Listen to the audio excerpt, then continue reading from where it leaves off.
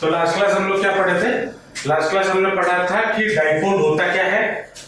Last to last class उससे पहले पढ़े थे डाइपोल क्या होता है और डाइपोल की वजह से at its axial position, at its equatorial position और at general position electric field कितना होता है, ये हमने पढ़ा था, है ना। उसके बाद वाले क्लास में हमने क्या पढ़ा? हमने पढ़ा कि अगर मैं एक डाइपोल को एक्सटर्नल इलेक्ट्रिक फील्ड में रखता हूं तो क्या होगा, उसकी वजह से एक टॉर्क बनेगा। टॉर्क जो डाइपोल मूव करेगा उसका स्टेबल इक्विलिब्रियम, उसका अनस्टेबल इक्विलिब्रियम, यो भी देखा था। और क्या देखा था? अगर एक एक्सटर्नल इलेक्ट्रिक फील्ड में डाइपोल को रखा गया है तो उसमें पोटेंशियल एनर्जी कितना रहेगा, या एनर्जी स्टोर्ड इन द, या potential energy of a dipole in an external electric field. इन सब के बारे में हमने बात की थी और ये आपके इस चैप्टर में डाइपोल का इतना कहानी है। अब इसके रिलेटेड न्यूमेरिकल्स भी पूछे जाते हैं, चाहे वो एमसीक्यू फॉर्म में हो या सब्जेक्टिव क्वेश्चन के फॉर्म में हो। ठीक है, आज की क्लास में हम कुछ क्वेश्चंस करेंगे जो कि सब्जेक्टिव फॉर्म में है।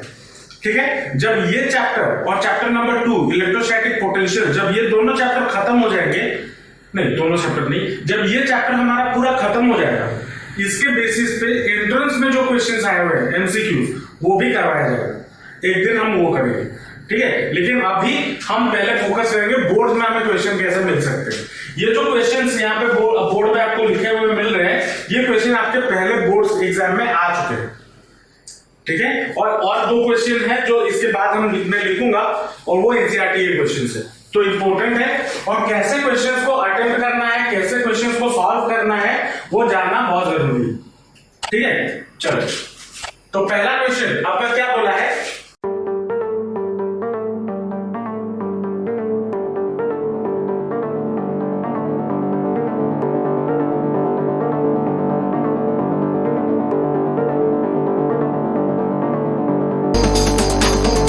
Two charges +5 microcoulomb and -5 microcoulomb are placed 1 millimeter apart.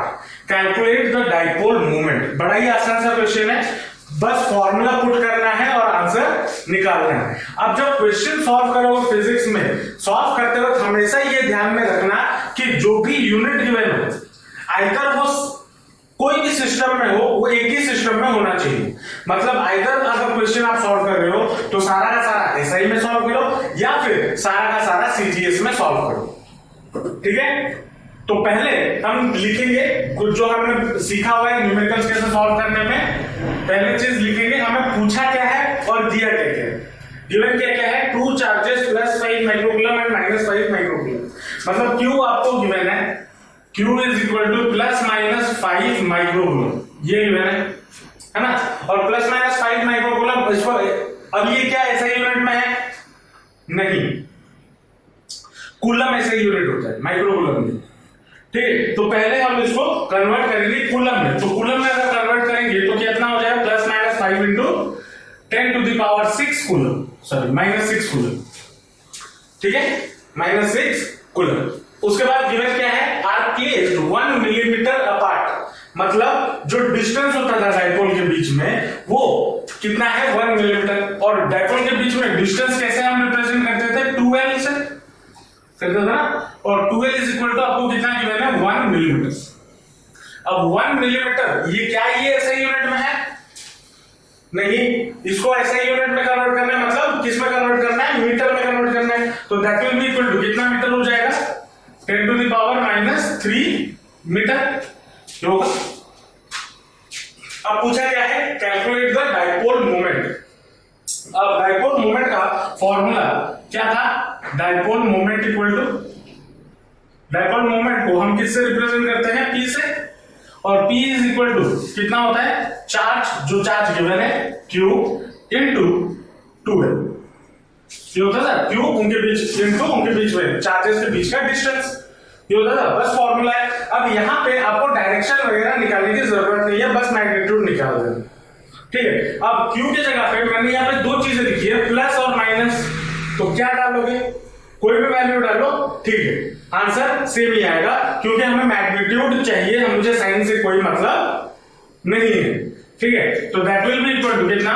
5 × 10⁻⁻6 into 10⁻³ तो that will 2 कितना हो जाएगा, -6 -3 -9, तो 5 into 10 to the power -9 Newton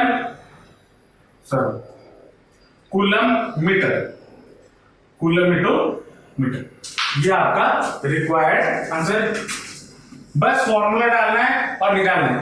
मैं ये क्वेश्चन क्यों लिखा या क्यों करवाया, उसका मेन रीजन ये है कि आपको कन्वर्शन फैक्टर करना है, इसको कभी मत छोड़ो। हम अगर मान लो आपको सीजीएस में करना होता है तो सारा का सारा आप सीजीएस में कन्वर्ट करते हैं, लेकिन मेरे हिसाब से जो आप या फिर आप अगर अपने सिलेबस या रेगुलेशंस में देखोगे, फिजिक्स में या मैथ्स में कोई भी न्यूमेरिकल अगर करो, कोई भी यूनिट अगर लगा रहे हो, तो ट्राई टू पुट द या सॉल्व इट एसआई यूनिट। ठीक है, लिख लो। नेक्स्ट क्वेश्चन पे चलेंगे। नेक्स्ट क्वेश्चन पे आते हैं। नेक्स्ट क्वेश्चन क्या बोला है, an electric dipole when held at 30 degree. Question को समझना, when held at 30 degree with respect to the uniform electric field of 10 to the power 4 Newton per coulomb, experiences a torque of 9 into 10 to the power minus 26 Newton meter. Calculate the dipole moment of the dipole. Question ये पूछा है, पहले हम इसको थोड़ा diagram से समझते हैं। ठीक है, जब मैं टॉर्क के बारे में बात कर रहा था, अगर ये आपका इलेक्ट्रिक फील्ड होता है तो हमेशा मैं कहां से एंगल मेजर करने के लिए बोला था।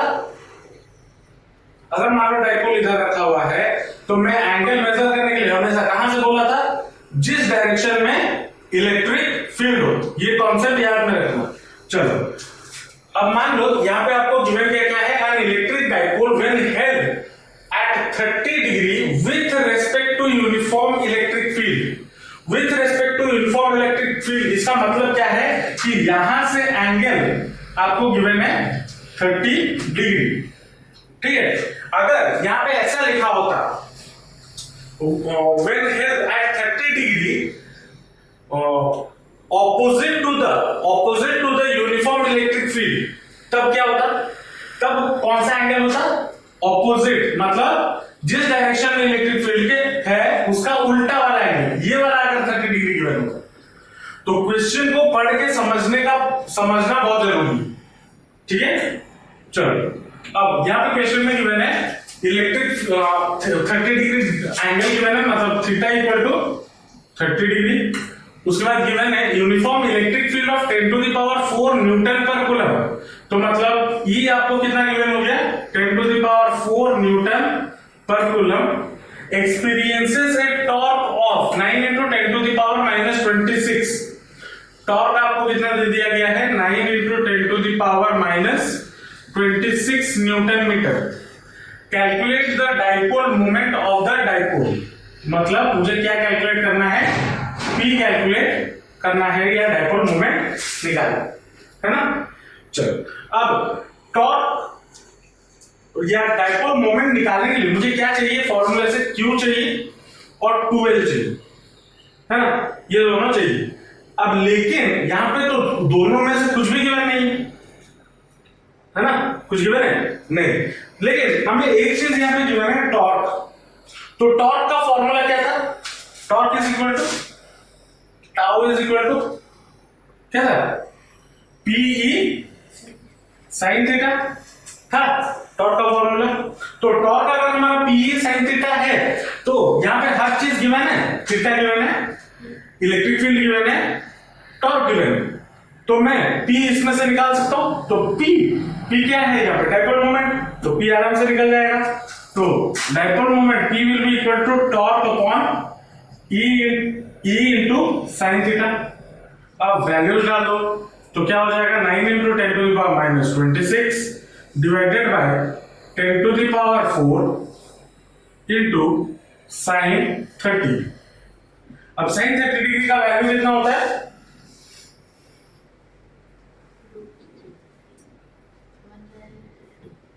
1/2 √3/2 साइन 45 1/2।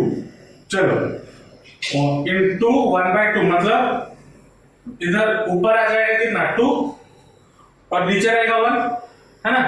और यहाँ पे 10 टू द पावर 4 है, तो इसके साथ जाएगा तो सब्सट्रैक्ट होगा, ऊपर जाएगा तो ये वाला 10 टू द पावर 4 अगर ऊपर जाएगा तो सब्सट्रैक्ट होगा ना इसमें से, पावर -26 मतलब कितना हो जाएगा -30, तो 9 इंटू 10 टू द पावर -30, 9 2 18, चलो ये हो गया 18 इंटू 10 टू द पावर -30, या फिर इसको मैं यहां पे अगर एक पॉइंट दे दूं 1.8 इंटू 10 टू द पावर -29, ये होगा कैसे? यहाँ पे डेसिमल पैटर्न लगाया तो मल्टीप्लाई इसके साथ ऐड किया ना, देखो मुझे यहाँ 18 मिला है, यहाँ पे मुझे क्या था 30 था, हाँ?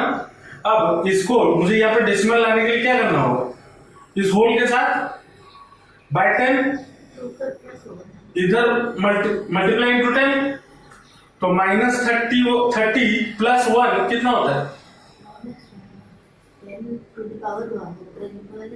अरे देखो, अच्छा तो आप भी सब प्लीज समझो, मेरे पास इतना मौजूद है, मुझे यहाँ पे डेसिमल लाने के लिए मुझे क्या करना होगा, इधर अगर मैं बाय 10 करूंगा, अब अगर बाय 10 कर रहा हूं तो ऑब्वियस सी बात है इसके साथ एक 10 मल्टीप्लाई करूंगा, है ना, मैथमेटिकली करेक्ट करने के लिए।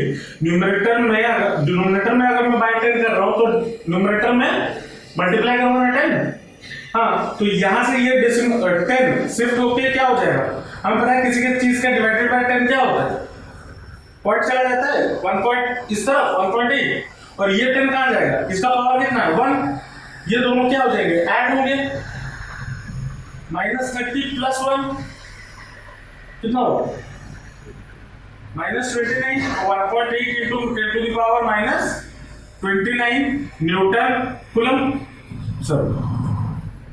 कूलम मीटर,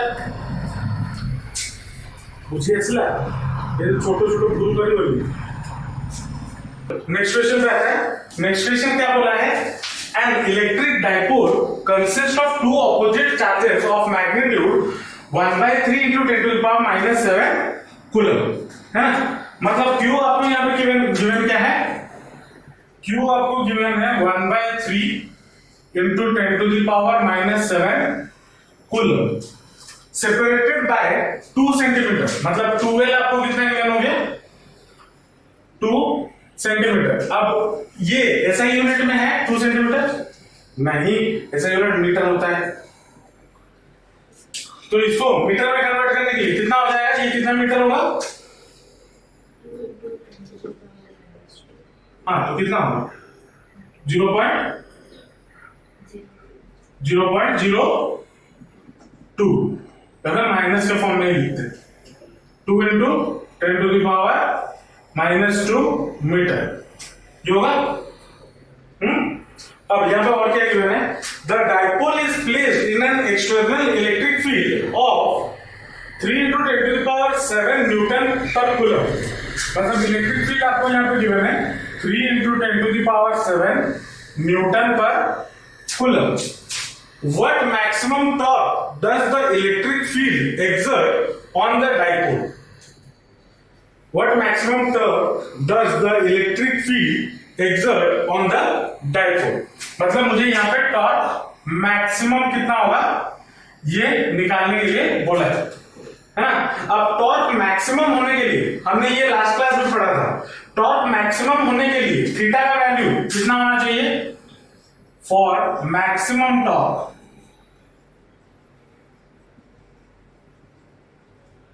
थीटा का वैल्यू क्या होना चाहिए 90 डिग्री, वेरी गुड 90 डिग्री होना चाहिए। तो अब टॉर्क का फॉर्मूला क्या है, टॉर्क टाउ मैक्स मेरा कितना हो जाएगा PE sin 90 ये होना चाहिए।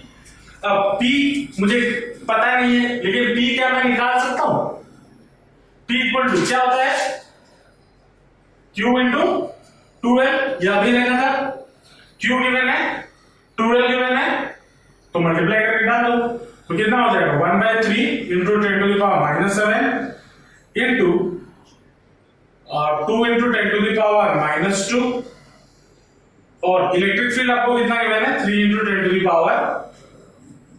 10⁷ ये गिवन है। अब 1/3 से ये 3 और ये 3 गेट्स कैंसिल।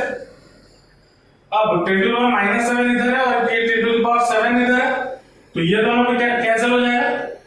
बचा कितना 2 × 10⁻⁻2। कौन है श्योर। तो टॉर्क हमें कितना मिल गया 2 × 10⁻⁻2 न्यूटन मीटर, या फिर इसको हम ऐसे भी लिख सकते हैं 0.02 न्यूटन मीटर। ये हमारा रिक्वायर्ड आंसर है। समझ में आया? तो ऐसे कंडीशन बेस्ड क्वेश्चन आपको मिल सकते हैं। अब इसमें जो एमसीक्यूज बनते हैं ना, बहुत अच्छे अच्छे एमसीक्यूज बनते हैं। नेक्स्ट क्वेश्चन पे चलते हैं। नेक्स्ट क्वेश्चन क्या बोला है 2 point charges each of 5 microcoulomb but opposite in sign are placed 4 centimeter apart। मतलब दो चार्जेस है जिसके जो ऑपोजिट इन साइन है और जिनका वैल्यू कितना है 5 माइक्रोकूलम, और कितने दूरी पे रखे गए हैं दोनों 4 सेंटीमीटर की दूरी पे रखे गए। चलो यहां पे मुझे क्या क्यू गिवन क्या है, सोल्यूशन पे आते हैं।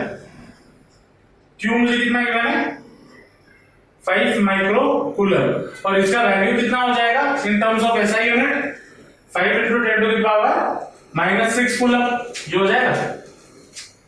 But opposite in sign are placed 4 centimetre apart, मतलब 12 आपको कितना गिवन है 4 centimetre, that is equal to कितना 0.04 मीटर जो होगा एसआई में। चलो calculate the electric field intensity at a point distance 4 centimetre from the mid point on the axial line of the dipole. Diagram से समझते हैं। मान लो दो चार्जेस हैं इधर और इधर, ठीक है। Intensity at the point distance 4 centimetre from the mid point of the axial line of the dipole. चलो अब मान लो यहां पे आपका -5 माइक्रोकूलम है और यहां पे मान लो +5 माइक्रोकूलम, ठीक है। इनके बीच का जो डिस्टेंस है वो कितना गिवन है, वो गिवन है 4 सेंटीमीटर, है ना। मान लो ये इसका सेंटर है ओ, तो अगर ये 4 सेंटीमीटर टोटल डिस्टेंस है तो सेंटर से इतना कितना डिस्टेंस होगा 2 सेंटीमीटर, और ये भी 2 सेंटीमीटर होगा। अब क्या पूछा है calculate the electric field intensity at a point distance 4 centimetre from the mid point on the axial line of the dipole. मतलब इधर से इसके मिड पॉइंट से 4 सेंटीमीटर दूरी पे एक पॉइंट है जो कि है P मान लो, और इधर मुझे इलेक्ट्रिक फील्ड इंटेंसिटी निकालना है एट P, है ना। और यहां से यहां तक का दूरी कितना है 4 सेंटीमीटर है ना। तो कैसे करें, अगर आपको डेरिवेशन भी पता ना हो, अगर फॉर्मूला भी याद ना आ रहा हो, तो कैसे कर सकते हैं।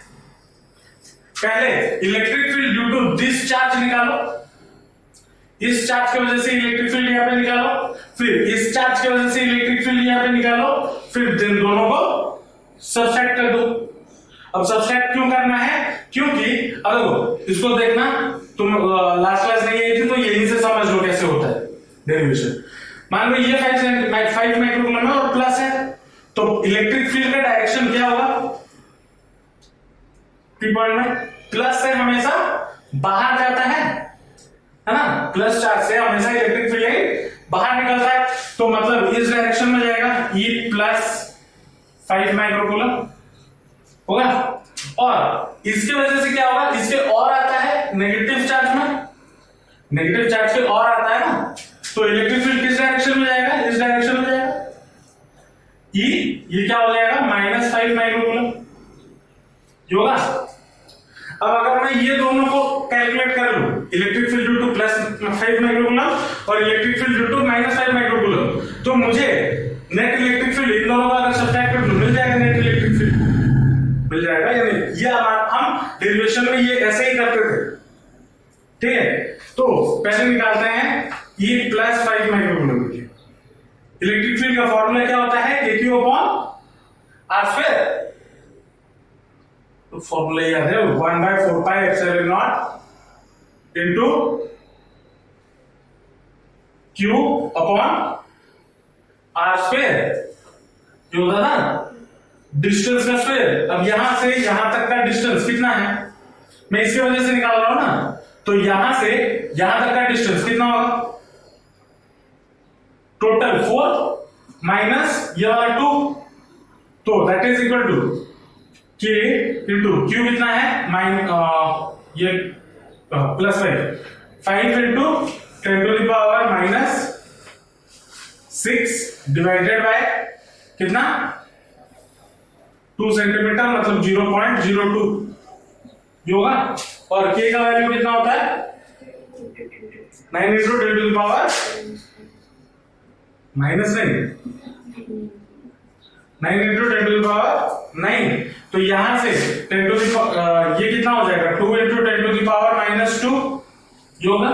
अब इसको अगर ऊपर लेके जाए तो +2, और अगर +2, अच्छा पहले इसको सॉल्व कर लो, ये कितना हो जाएगा 9 5 जा 45 बाय 2 इंटू 9 -6 तो -3 ये यहां से ऊपर जाएगा तो माइनस होगा, minus of minus plus 3 + 2 5 10 to the power 5 ये हो जाएगा। That will be equal to कितना 45 बाय 2 2 जा 4 2 जा 4.5 into 10 to the power 5, that will be equal to 2.25 into 10 to the power 6 4। ये इसके वजह से निकाले +5 माइक्रोकूलम की वजह से। अब -5 माइक्रोकूलम के लिए निकालो, जो वैल्यू है वो ऊपर का सेम रहेगा 9 into 10 to the power 9 into 5 into 10 to the power -6, बस डिस्टेंस में बदलाव होगा। डिस्टेंस में क्या बदलाव होगा, यहां से यहां तक का डिस्टेंस 4 सेंटीमीटर और यहां से यहां तक का डिस्टेंस 2 सेंटीमीटर, तो 4 + 2 6, तो 6 into 10 to the power -2 ये हो जाएगा। तो that will be equal to 45 by 6 into 10 to the power कितना हो जाएगा 5। तो इसको अगर सॉल्व करते हैं दैट विल, अच्छा यहाँ पे मैंने और एक गलती की, इसका स्क्वायर होता है ना, तो ये हो जाएगा 4, तो that will be equal to 4 1 जा 4 4 1 जा 4 2 जा 8 2 0 5 11.25 into 11.25 to the power 5 या फिर 1.125 into 10 to the power 4 by 10 here, इसके साथ multiply होगा 10 तो 5 plus 6 10 to the power 6 ये होगा। और इसको अगर सॉल्व करोगे फिर से गलती की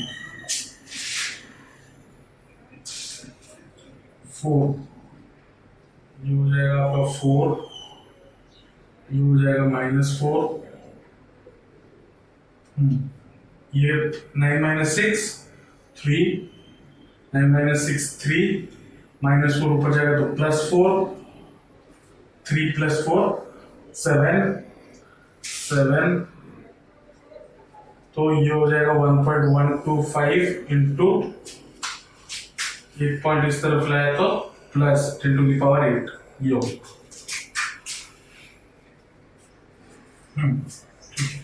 अब ये हो जाएगा आपका 36 ये हो जाएगा आपका 36 और ये हो जाएगा -4 ये हो जाएगा 45 बाय 36 इंटू 9 - 6 -3 ये ऊपर जाएगा तो माइनस होगा plus 9 + 4 sorry 3 + 4 7 10 to the power 7। इसको सॉल्व करना है 45 बाय 36 कितना होता है 25 into 10 to the power कितना 7। अब ये E+5 के लिए निकल गया और यहाँ पे E-5 के लिए निकल गया, तो E नेट आपका कितना हो जाएगा? E net will be equal to, अब देखो यहाँ पे सब्सट्रैक्ट करते हुए दिक्कत क्या होगा, यहाँ पे 10⁸ है वो भी मल्टीप्लाई के साथ, और यहाँ पे 10⁷ है। स्कूल में तो आप कर लोगे बाय यूजिंग कैलकुलेटर, आईएससी में इंटरेस्ट में कैलकुलेशन करने के लिए विदाउट कैलकुलेटर प्रैक्टिस करना जरूरी है, ठीक है, तो प्रैक्टिस करना उससे। तो क्या मैं इसको 10⁷ ही रखता हूं और इसको 11.25 नहीं कर सकता हूं ना, जो स्टार्टिंग में था वही रखते हैं। तो ई नेट आपका कितना हो जाएगा, ये माइनस ये है ना, ये बताया था, तो कितना हो जाएगा 11.25 इंटू 10⁷ माइनस 1.25 इंटू 10⁷, तो that will be equal to कितना हो जाएगा, तो कैसे सब्सट्रैक्ट करें समझ आया, इसको सब्सट्रैक्ट कर दो तो बचेगा ये। अब ये जो बच रहा है ये मल्टीप्लिकेशन या डिवीजन में कटता है, एडिशन सब्सट्रैक्शन में नहीं, तो ये जैसे का था वैसा रहा। अब 10 और इधर 10⁷ है, तो ये कितना हो जाएगा 10⁸ और इलेक्ट्रिक फील्ड का ऐसा यूनिट क्या होता है, force of E equal to, अगर कभी फॉर्मूला याद ना है, ऐसा यूनिट याद ना है, तो इधर कर लेना, फॉर्मूला तो याद होगा, E is equal to F/Q है ना, फोर्स का न्यूटन, कूलम का चार्ज C, कूलम न्यूटन का कूलम। समझ में आया? पक्का? डेरिवेशन भी अब देखो यहां पे मैंने आपको इसके वजह से इलेक्ट्रिक फील्ड निकाल के दिखाया, ये करके किया। अगर आप चाहो, अगर आपको फॉर्मूला याद है, जैसे हमारा फॉर्मूला क्या है, इलेक्ट्रिक फील्ड और यहाँ पे और वाला है जो छोटे से हो, electric field at axial position, क्या है फॉर्मूला, K या फिर K into P R divided by R² minus A² का होल स्क्वायर था। देखो फॉर्मूला किसके लिए था, जब आपका R is much greater than L, यहाँ पे R क्या बड़ा है, बहुत बड़ा है L से, नहीं, ये 4 सेंटीमीटर थे, R क्या होता था, ये डिस्टेंस 4 सेंटीमीटर, तो ज्यादा नहीं है, तो ये कौन सा फॉर्मूला लगेगा, ये वाला। नेक्स्ट क्वेश्चन पे आते हैं। नेक्स्ट क्वेश्चन क्या बोला है, 2 charges plus minus 10 microcoulombs are placed 5 millimeter apart. Determine the electric field at bit time में पूछा है a point P on the axis of the dipole 15 centimeter away from its center O on the side of the positive charge, है ना। चलो यहाँ पे diagram से हम समझते हैं। चलो सोल्यूशन पे आते हैं। 2 charges प्लस माइनस, मान लो यहाँ पे माइनस चार्ज है और यहाँ पे प्लस चार्ज, इनके बीच का दूरी कितना गिवन है, दूरी गिवन है 5 मिलीमीटर। 5 मिलीमीटर मतलब कितना सेंटीमीटर, कितना मीटर, 5 इंटू 10⁻³ मीटर, ये गिवन है।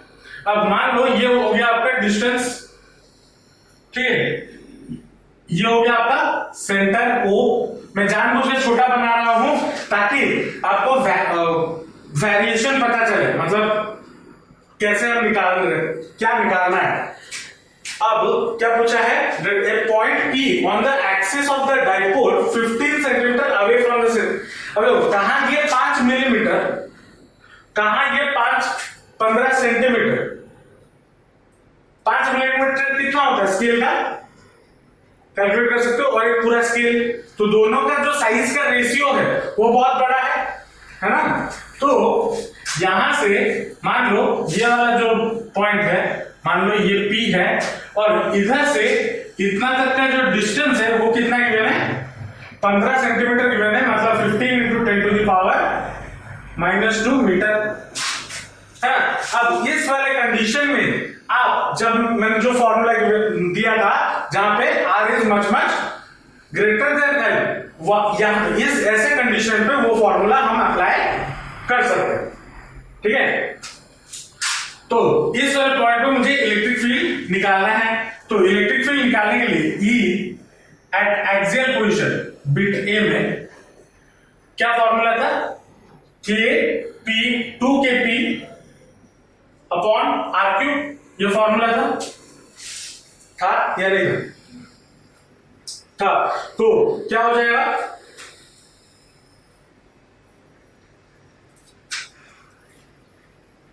To K P upon R cube, two K P upon R cube था या केपी अपॉन आर क्यूब था? Two K P upon R cube, देख लो तो 2 kp अपॉन आर क्यूब। अब 2 k का वैल्यू कितना है, 9 into 10 to the power 9 into p। p क्या होता है, मोमेंटम, और मोमेंटम को हम कैसे निकाल सकते हैं, q इंटू 2l। तो q कितना गिवन है, 10 माइक्रोकूलम। अब पॉजिटिव से दूर है तो 10 माइक्रोकूलम, तो 10 इंटू 10 टू द पावर -6, और डिस्टेंस उनके बीच में 2l कितना है, 5 into 10 to the power -3 whole divided by r का डिस्टेंस। r कितना, कौन सा होता था, ये वाला डिस्टेंस r होता था, यहां से सेंटर से यहां तक का डिस्टेंस r होता था ना। तो r इक्वल टू कितना गिवन है, 15 इंटू 10 टू द पावर -2 का होल क्यूब, ये गिवन है ना। अब इसको अगर हम सॉल्व करने चाहें तो ये हो जाएगा कितना, 10 टू द पावर -6 ये हो जाएगा, और 15 की जगह पे और दो 15 मल्टीप्लाई कर दो, 15 इंटू 15 इंटू 15 ये हो जाएगा।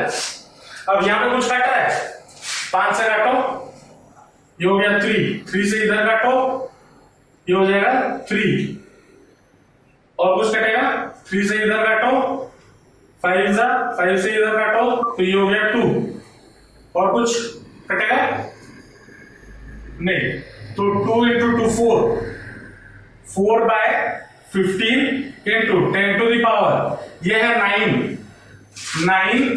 -6 फिर -3, ये कितना हो जाएगा, 990, ये हो जाएगा ना। तो यहां से 10 टू द -3, ये और ये गेट्स कैंसिल, बचा कितना, 10 टू द पावर -6, तो वो ऊपर जाएगा तो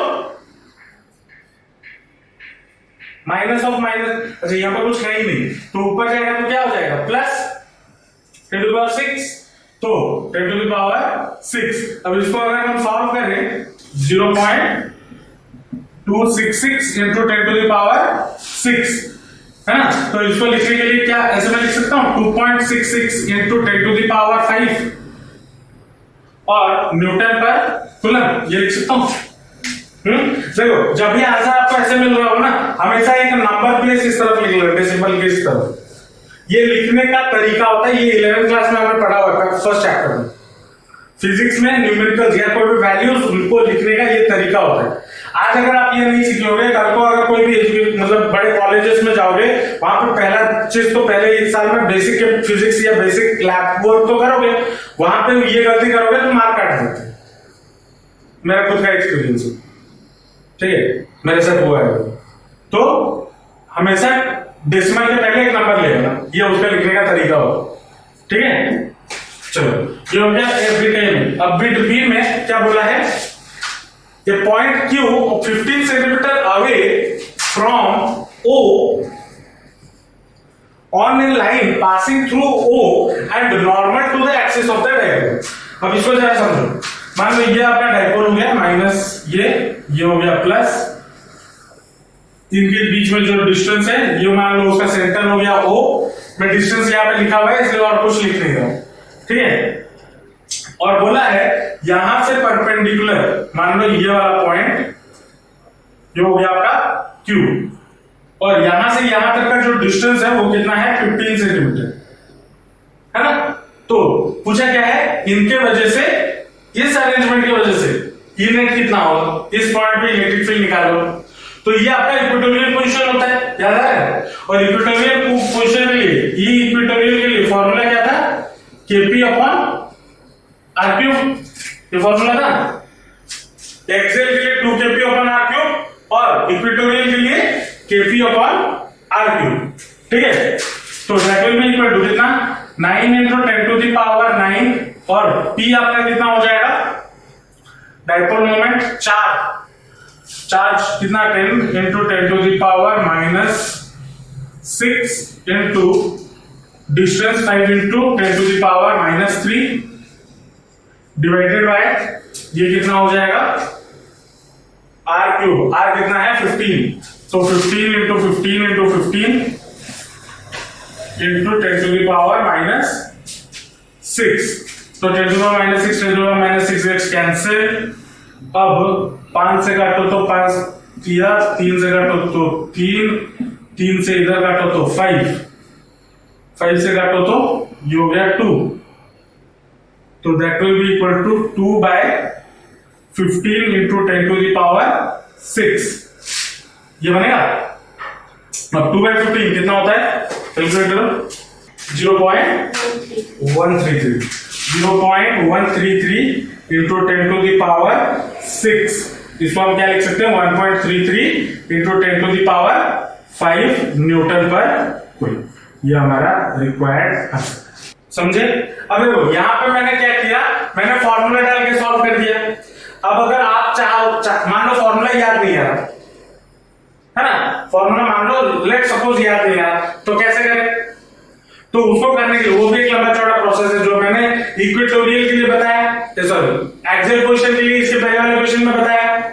इक्वेटोरियल में क्या करना है, इसके वजह से यहाँ पे इलेक्ट्रिक फील्ड, मतलब यहाँ इसके वजह से यहाँ पे मतलब ये हो गया आपका, ये कौन सा चार्ज है, माइनस है, तो ये हो गया इलेक्ट्रिक फील्ड का डायरेक्शन, ये माइनस क्यू की वजह से, और इसके वजह से यहाँ पे इलेक्ट्रिक फील्ड, और ये बाहर दूर की तरफ हो जाएगा ई प्लस क्यू, है ना, और यहाँ पे एंगल आपको गिवन है थीटा, या फिर निकाल भी सकते हो थीटा, और ये ई नेट आपका इस डायरेक्शन में मिल जाएगा। और ई नेट कैसे निकालोगे, पहले इसका कंपोनेंट में तोड़ो, इसको कंपोनेंट में, इसको कंपोनेंट में तोड़ो, फिर दोनों को ऐड कर दो, इलेक्ट्रिक फील्ड निकल जाएगा, वेक्टोरियली ऐड कर दो तो इलेक्ट्रिक फील्ड मिल जाएगा। लेकिन बहुत लंबा चौड़ा प्रोसेस होगा, तो सबसे बेहतर तरीका क्या है, फॉर्मूला याद रखो, और जैसे जैसे आप प्रैक्टिस करते हुए जाओगे ना, ये फॉर्मूले दिमाग में छपते हुए जाएंगे, तो क्वेश्चंस प्रैक्टिस करना शुरू कर दो। समझ में आया जितना क्वेश्चंस किए, ये वाला जो लास्ट वाला क्वेश्चन है ये एनसीईआरटी का क्वेश्चन है, ठीक है, कोई मुश्किल नहीं है एनसीईआरटी, बस कॉन्सेप्ट समझना है, फॉर्मूला दिमाग में रहना है और कॉपी में प्रैक्टिस करना है। आप गलती करते हो कैलकुलेशन में, कैलकुलेशन करते करते गलती है वो मत करो, ठीक है, समझ में आया आज जो पढ़े। चलो आगे नेक्स्ट क्लास और बहुत सारे इंटरेस्टिंग टॉपिक हैं जिसको पढ़ना है, मजा आएगा पढ़ के, ठीक है। चलो आज के लिए इतने रहते हैं, मिलते हैं नेक्स्ट क्लास।